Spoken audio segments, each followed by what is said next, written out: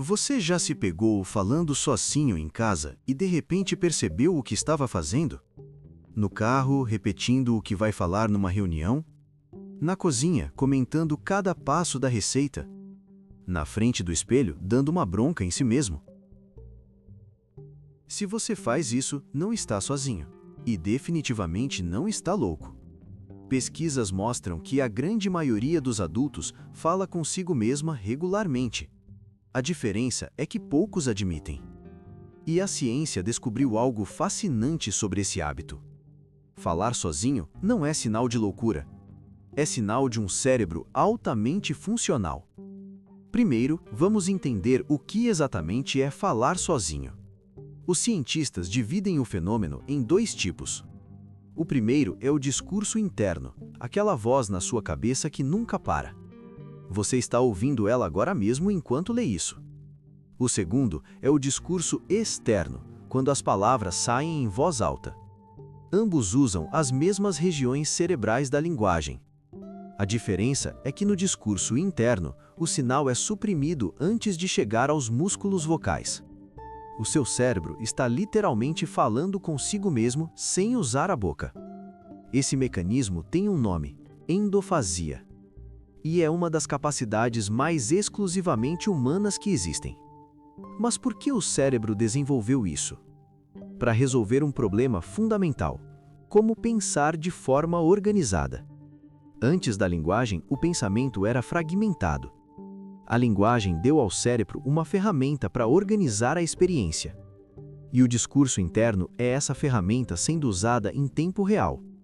Quando você fala sozinho, está usando a tecnologia mais sofisticada do universo conhecido: o seu próprio cérebro. E ele usa esse recurso por razões muito específicas. A primeira razão é a regulação emocional. Quando você está com raiva e se diz, calma, respira, está usando o discurso interno como freio emocional.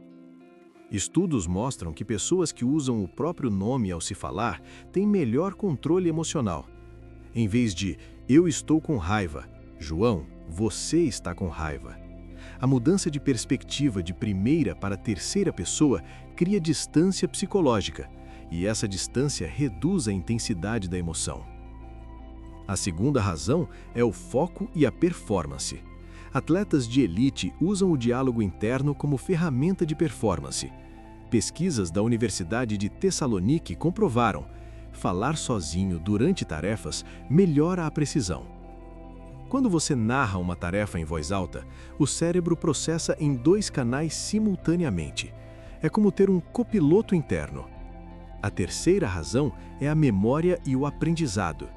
Quando você verbaliza uma experiência, ela se consolida mais fortemente.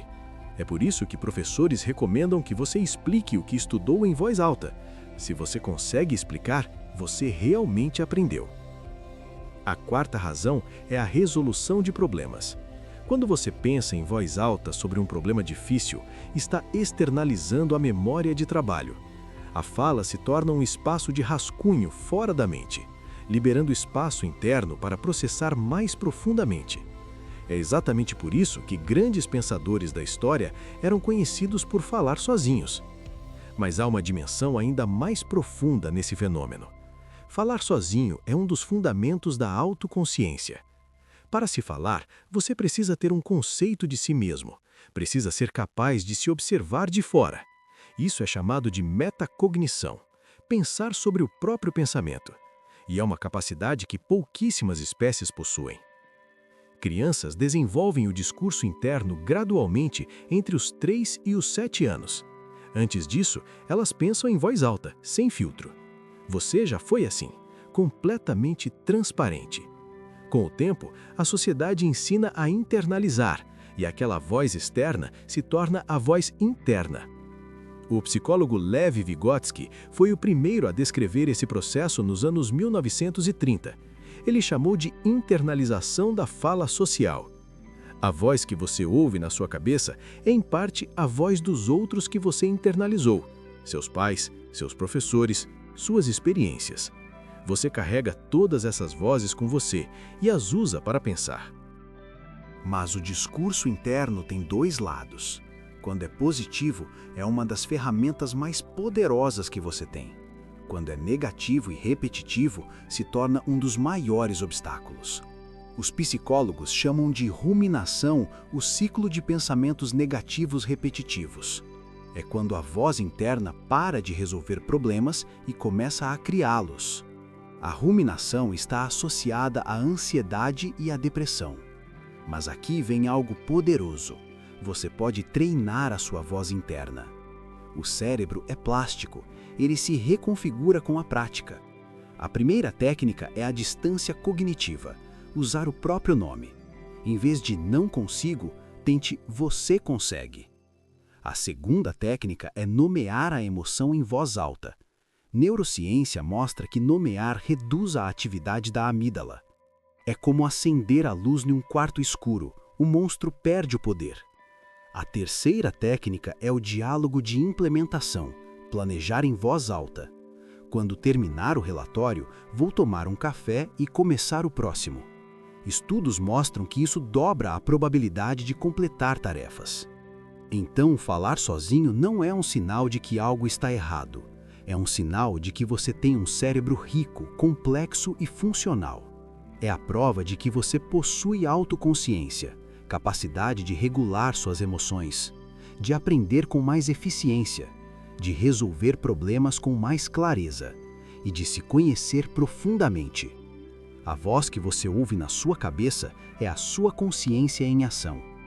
Ela é simultaneamente quem você é e a ferramenta com que você se constrói. Os maiores filósofos da história descreveram o pensamento como uma conversa silenciosa da alma consigo mesma.